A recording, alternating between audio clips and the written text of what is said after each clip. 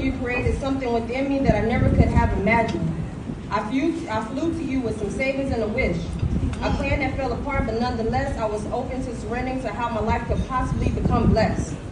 I wake up daily choosing my own things to do without punching the clock, feeling miserable so my professor can watch me and grade me on my performance. I was tired of constant observations, working in a field that was emotionally draining. Although I worked hybrid, I traveled hours and hours and hours on a daily. I looked at myself one day and I said, I can't continue this battle. I was self-medicating on a daily, waking up every Sunday, supposed to be feeling blessed, but yet I was angry because I knew it was time for me to prepare those backpacks, prepare those lunches, prepare to get the kids ready for school. And then I had to get ready to prepare to punch that clock, but I didn't have the tools. I felt like I was pressuring my children to do something they didn't want to do. Most days, all they wanted was to hang with us and lay by the pool. I found myself allowing them to have multiple mental health days, and before you knew it, I surrendered and decided to let it go. I knew the torture I felt inside, and all I wanted to do was constantly leap into another realm. Not just from the oppressor, but from the daily unalignment of living in shame. Because really, we're not supposed to be living this way. Wake up in the morning, pack your bags, off to school, while I sit on the computer daydreaming about the day I find freedom. Hopping in and out of unnecessary ass meetings, just to appease my oppressor. I knew I was done with this shit. It was time to go. I talked to God and created a plan assured of the outcome, but I knew that I was an alchemist and I could manifest anything. I mean, I manifested the life I was currently living. Yeah. I had obtained the American dream that society had pounded in me. $500,000 home, my dream soccer mom car, or maybe, it was an SUV. But I felt inadequate. I felt like I was chasing a dream that society had set up for me. Get your degree, buy the house, get married, have kids, in no particular order. But I knew there was more because you see, God had did something earlier in my life for me. I joined the military and it showed me a world that I never could see outside of the identity society had created for me. I went to Dubai, Bahrain, Greece, Turkey, and Italy. And my eyes lit up like this is a daydream to me. I had to separate myself from that tainted wall, and although that voice inside of my head was still there, some kind of way I made her voice disappear in thin air.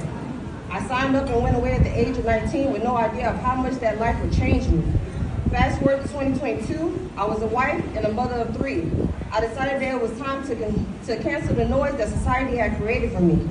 I started doing the research, and I was pleasantly pleased, but deep down I felt behind. You mean to tell me black people are already doing this thing? Because society will make you believe that only white people hold passports, while black people just remain in the hood, smoking Newports, wrote down all the advice, and stayed up late many a nights researching how I could change my plight. Seeing those beautiful black people already living their life gave me the hope to jump on that flight. I contacted a realtor, spoke with my partner, and we began developing a plan to exit immediately. After 2 months of planning, I finally made a decision. We traveled to say our goodbyes, and we hopped on a plane and went straight to Sinaloa, freedom time. I got off that plane with a strut like Teresita from Queen of the South, if you know what I mean. I no longer have to take on their responsibility of waking up at 6 a.m. on Monday to punch my oppressive clock while I help feed their greed. Being celebrated with a pizza party or a few days off out of 365 days a year, like I'm supposed to be appeased. From Sinaloa, we ended up in Merida, and oh, what a magical place to be. A journey that started as 4, then reduced back down to 3. I began talking to God and asked him to remove that voice that kept hindering me. I asked, what will I do? And God replied the same thing you do every time.